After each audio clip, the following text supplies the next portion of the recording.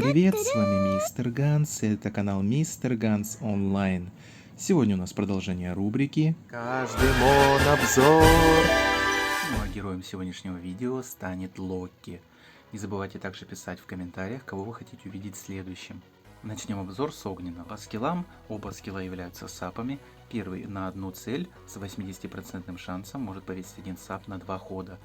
Второй скилл с 70% шансом может повесить на 2 хода 2 сапа.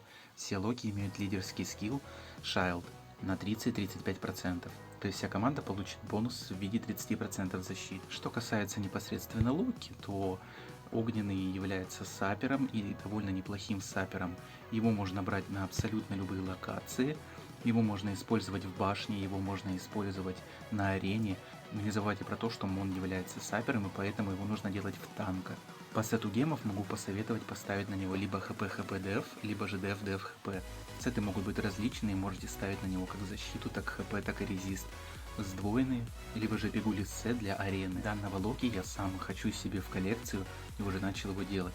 Для себя я, наверное, выберу сет деф хп. Больше упирания в защиту, чтобы мон дольше жил, так как хп не является прямым противопоказателем к атаке. Сет из камней, наверное, я выберу все-таки резист хп, поскольку я буду упираться больше в защиту, и в силу моей везучести навряд ли мне выпадет много резиста. Поэтому я буду упираться в хп резист на сете камней. Данного Локи можно будет использовать на различных локациях, либо же на арене. И поэтому сами для себя выберите, где вы будете его чаще использовать. Если для арены, то я все-таки посоветую поставить на него пигулист сет, для того, чтобы вносить больше импакт.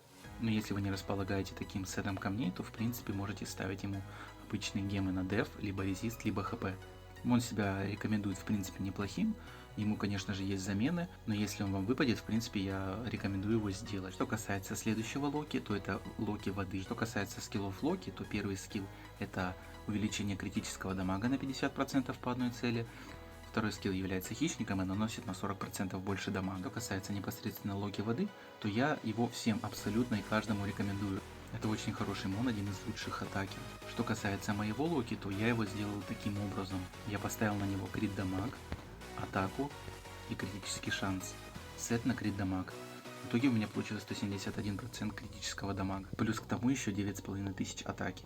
При этом я не забыл и про хп, и про защиту. В атаке против антистихий и лайт дарк монов он очень хорошо себя рекомендует. Дамаг невероятный. Супер скилл я поймал на него сифон. Он очень хорошо мне помогает на арене, потому что на нем у меня очень быстро набирается ульта, и благодаря ей я могу не брать сифонера и открыть для себя слот еще для одного мон. В принципе, Локи можно использовать абсолютно везде. Мон очень хороший и подойдет абсолютно для любых подземелий, локаций и абсолютно точно для арен. Рекомендую ставить на него сет камней либо на крит дамаг, либо на критический шанс.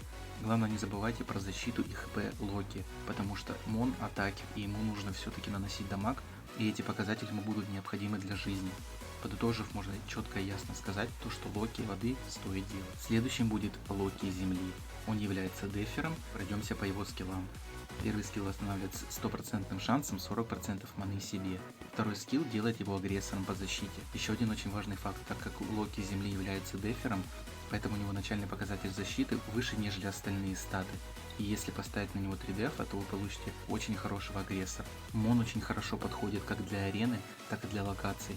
Рекомендую ставить на него еще пигулис сет для большей его реализации. Я начал тоже собирать Локи земли, но пока что на него тоже не поставил камни. На него я порекомендую вам поставить для арены либо маги, либо пигулис сет.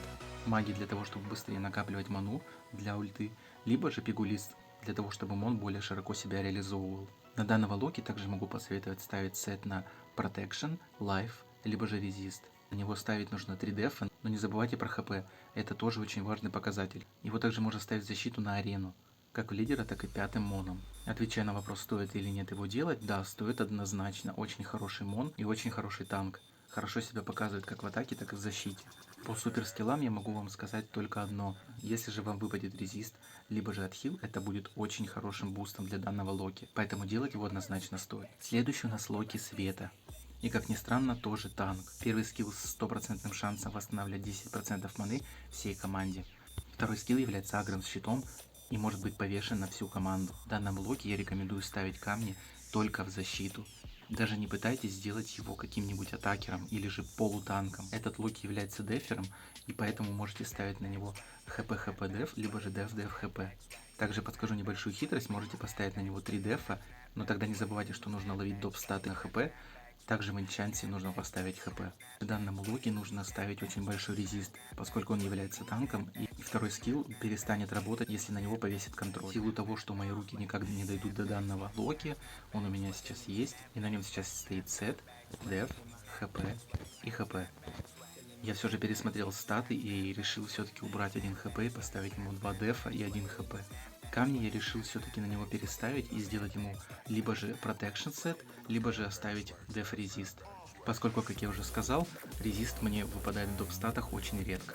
Данного локи я рекомендую ставить в защиты на арену, поскольку если у вас есть отличная деф-пачка именно светлых монов, то он ее очень хорошо дополнит своим лидерским скиллом и своими характеристиками, поскольку этого локи очень сложно убить. Плюс на него можно сделать супер эволюцию, и это будет один из самых неубиваемых танков, который может загрить всю команду.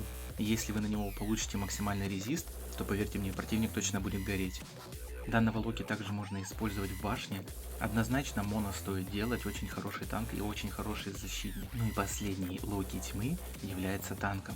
Первый и второй скилл являются замками и с 80% шансом. Первый на 3 хода, второй на 2 хода. Запрещает как активным, так и пассивным скиллам работать. Что касается данного локи, то его я делать однозначно рекомендую для арены. Его я в свою коллекцию пока что не получил, но очень бы хотелось. Данному мону ставят либо же 3 дефа, либо же деф, хп, деф. Также на него для арены ставят пигулист, либо же маги сет. Так как он является танком, начальный стат хп у него повышен. Очень хороший мон на арену в деф пачку агрессор. Данного локи также можно использовать в башне, как в элементальной, так и в обычной. Но прежде всего данный мон больше всего подходит для арены. Также если вы сделаете на него супер эволюцию, это будет очень большим бустом для него, так как статы данного мона очень велики. Подытожить можно тем, что всех локи я вам рекомендую делать. Есть как хорошие саперы, хорошие атакеры, хорошие деф-агрессоры, очень сильные танки и невероятно полезные для арены саппорты. По поводу гемов хотелось бы немного подытожить. Для водного локи нужно ставить гемы на атаку, но не забывать про хп и деф, чтобы мон жил. Для остальных локи нужно ставить защитные камни. На хп деф, либо же деф хп. Учитывая тот момент, где вы планируете использовать различных локи, такие сеты гемов и нужно ставить. Будь то маги, пигулист, лайф, бастион, протекшн, либо же другие какие-либо сеты камней. Ну и на этом я заканчиваю обзор по локи. Пишите, кого хотите увидеть в следующем. Подписывайтесь, ставьте лайки, комментируйте. Всем спасибо за просмотр, всем удачи, всем пока.